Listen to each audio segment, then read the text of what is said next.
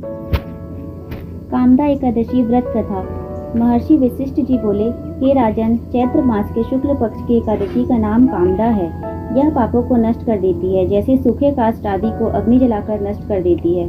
समस्त पाप इसके पुण्य के प्रभाव से नष्ट हो जाते हैं और पुत्र की प्राप्ति होती है। इसके व्रत से कुयोनि छूट जाती है और स्वर्ग की प्राप्ति होती है।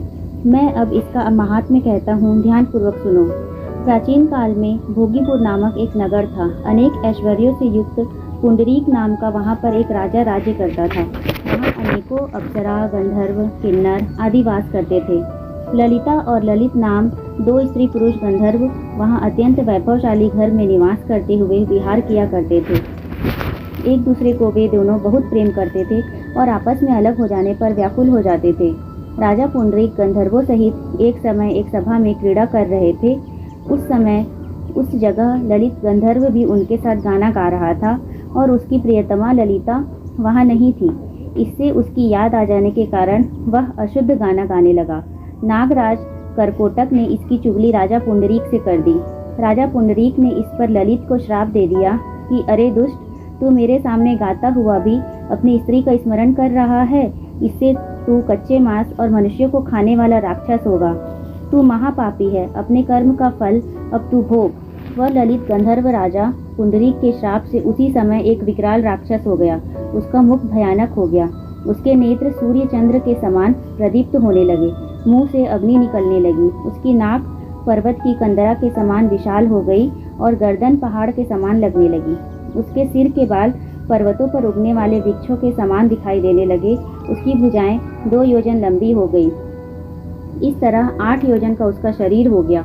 उसको महान दुख राक्षस हो जाने से मिलने लगा और अपने कर्म का फल भोगने लगा। अपने प्रियतम ललित का ऐसा हाल जब ललिता को मालूम हुआ तो वह बहुत दुखी हुई। अपने पति के उद्धार के लिए वह सदैव सोचने लगी कि मैं क्या करूं और कहाँ जाऊं। अब वह राक्षस घोर वन में रहने लगा और अनेक प्रकार के पाप करने लगा। उसकी स्त्री ललिता भी उसके पीछे घूमते घूमते विंध्याचल पर्वत पर चली गई। उस जगह उसने श्रृंगी ऋषि का आश्रम देखा। उस आश्रम के पास वह शीघ्र ही गई और ऋषि के सम्मुख जाकर विनय करने लगी। उसे ऐसा करते देखकर श्रृंगी ऋषि बोले कि हे सुभगे, तुम कौन हो और यहाँ किस लिए आई हो? ललिता बोली, हे मुनि, मैं वीर धनवा नामक गंधर्व की कन्या ललिता हूँ।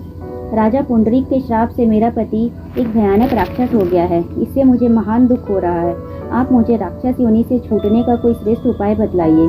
तब श्रृंगी ऋषि बोले, अरे गंधर्व कन्या ललिता, अब चैत्र माह के शुक्ल पक्ष की एकादशी आने वाली है। कामदा एकादशी उसका नाम है। मनुष्य के समस्त कार्य उसके व्रत करने से शीघ्र ही सिद्ध हो जाते हैं। यदि तू उस व्रत को करके व्रत का पुण्य अपने पति को देगी तो वह शीघ्र ही राक्षस योनि से छूट जाएगा और राजा का श्राप भी शांत हो जाएगा। ललिता ने मुनि के ऐसे वचनों को सुनकर आनंद पूर्वक व्रत किया।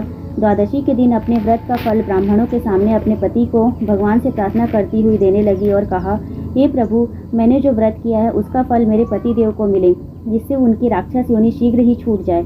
उसका पति एकादशी का फल पाते ही राक्षस की योनि से छूट गया। वह अनेक सुंदर वस्त्र आभूषणों से अलंकृत होकर पहले की भांति ललिता के साथ विहार करने लगा। कामदा एकादशी के प्रभाव से वह दोनों पहले की अपेक्षा अधिक सुंदर हो गए और पुष्प विमान पर बैठकर स्वर्गलोक को चले गए। हे राजन, इस व्रत को विधि पूर्वक करने से समस्त पाप नष्ट हो जाते हैं। मनुष्य ब्रह्मा इत्यादि के पाप और राक्षस आदि की योनि से इस व्रत के प्रभाव से छूट जाते हैं। इसके समान कोई दूसरा व्रत संसार में नहीं है। इसकी कथा व महात्म्य के श्रवण व पठन से वाजपेय यज्ञ का फल प्राप्त होता है।